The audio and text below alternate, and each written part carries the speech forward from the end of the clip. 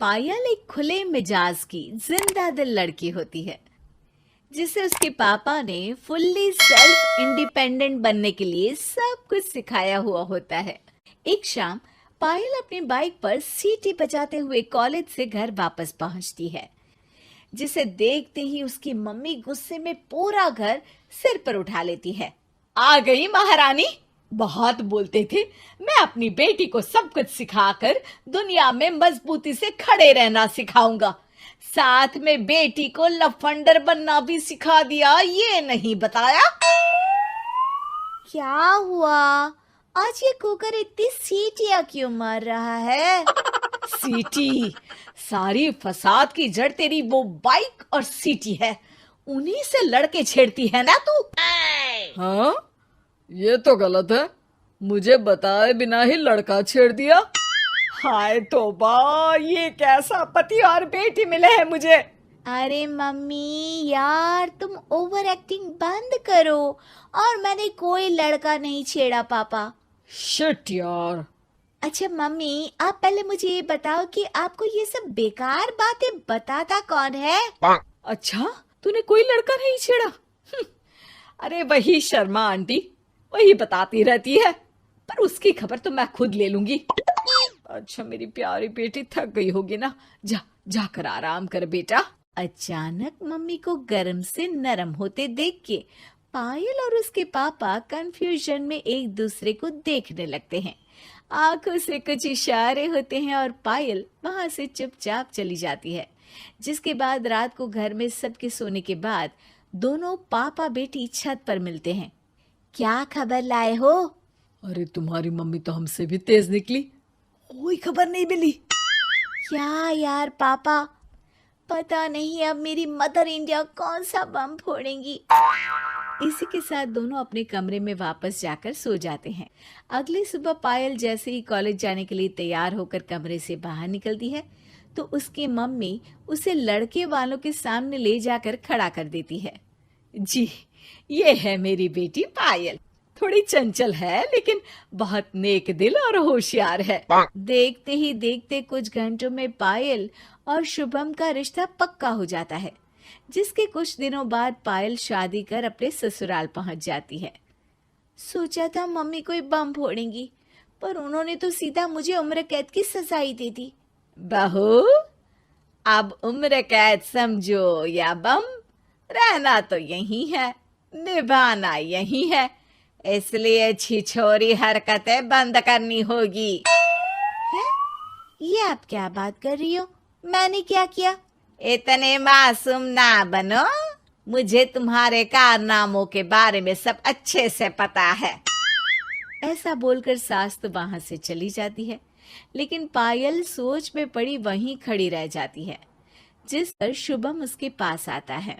तुम मम्मी की बात का बुरा मत मानना, वो पड़ोस वाली आंटी ने उन्हें तुम्हारी बाइक चलाना, सीटियां बजाते हुए घूमना, बेधड़क सबसे बात करना वगैरह जैसी कुछ बातें बता दी है, जिसे सुनकर उन्हें गुस्सा आ गया है। पर फिक्र मत करना, धीरे धीरे साथ रहने से वो भी ठीक हो जाएंगी। Thanks for your concern, but I don't care. Payal सीधा अपने कमरे में चली जाती है। अगली सुबह कॉलेज जाने के लिए तैयार हो सीटी बजाते हुए कमरे से बाहर निकलती है, जिसे देख सास गुस्से से तिलमिला उठती है। महारानी, शादी के अगले ही दिन ये हीरोइन बनकर कहाँ चल पड़ी? और ये लफंगों की तरह सीटियां बजाना बंद करो। ये हमारा घर है, कोई सड़क नहीं जहां तुम आवारागर्दी करती घूमो। मम्मी जी, सीटी बजाने और कंफर्टेबल कपड़े पहनने से लोग कब से आवारा बनने लगे? इसी के साथ सास बहू का युद्ध शुरू होने ही वाला होता है कि शुभम वहां पहुंच जाता है। माँ, उसका कॉलेज है इसलिए ऐसे तैयार हुई है।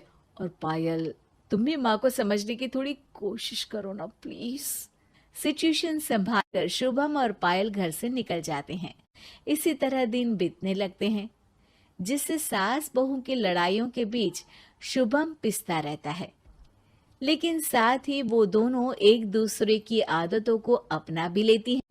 पर पायल का सीटी बजाना सास को आज भी नागवारा ही होता है। आसमान गिर जाएगा, धरती फट जाएगी, पर इसकी सीटी ना जी ना, कभी बंद नहीं होगी। अरे मम्मी जी, जब आप मेरे कुछ बोले बिना सीटी से ही समझ जाती हो कि मैं क्या बोल रही हूँ, फिर इसे बदलने की क्या जरूरत? यही तो हमारी यूनिकनेस है। पायल की बात से ज्यादा सहमत ना होते हुए भी सास हंस पड़ती है। उसी शाम पूरा परिवार घूमने जाने का प्लान बनाकर घर से निकल जाता है और उनके जाते ही घर में चोर घुस आते हैं और तभी वो सब भी दोबारा घर के अंदर आते हैं बाहर से। क्या यार पायल, एक शाम भी फोन के बिना नहीं रह सकती थी क्या? घर में ही तो फोन है, कहाँ चला जाता?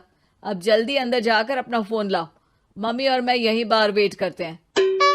ज्यादा बोल रहे हो, देखो अब और धीरे काम करूंगी। ऐसा बोलकर पायल घर के अंदर जाती है और बहुत देर तक बाहर निकल कर नहीं आती। अरे ये तो सच में जानबूझकर लेट करने लगी। चल कर देखते हैं ना।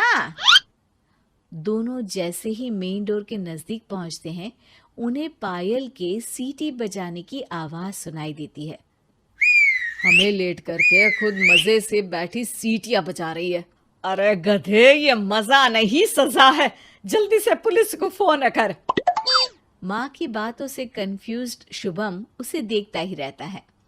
सास खुद ही पुलिस को फोन कर देती है। कुछ देर बाद वो दोनों पुलिस के साथ घर के अंदर जाते हैं तो पायल एक कुर्सी पर बंधी होती है और सास को देखते ही दोबारा सीटी बजाने लगती है। सीटियों की दुकान फिर से शुरू हो गई तू?